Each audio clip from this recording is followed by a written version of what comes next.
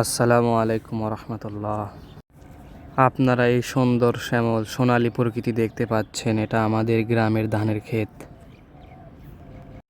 অনেকই মানুষই ধান কেটে কেটে রেখে দিয়েছে এবং অনেক জমিতেই দেখা যাচ্ছে এখনও ধান কাটাই হয়নি, যা কিছুদিন পরে কাটা হবে। সামনে দেখতে পাচ্ছেন পুরো পাতার জুড়ে শুধু ধান আর ধান, সব ধান যেন পেকে সোনালি হয়ে আছে। সামনে দেখা যাচ্ছে অনেকগুলো তালের গাছ এবং ধানগুলো দেখুন গাছে যেন একদম সোনার মতো ফলে আছে। সামনে কিছু কিছু মধ্যে জমিতে ধান কাটা হয়ে গেছে, আবার ফাঁকাও রয়েছে। পুরো পাতারের কিছু অংশ ধান কাটা হচ্ছে এখনও সেইভাবে ধান কাটা শুরুই হয়নি, তবে কিছুদিনের মধ্যে ধান কেটে আলু রোপণ করা শুরু হয়ে যাবে। এই জমিটা যেটা কাটা দেখতে পাচ্ছেন এটা আমাদের, এটা কাটা হয়ে গেছে।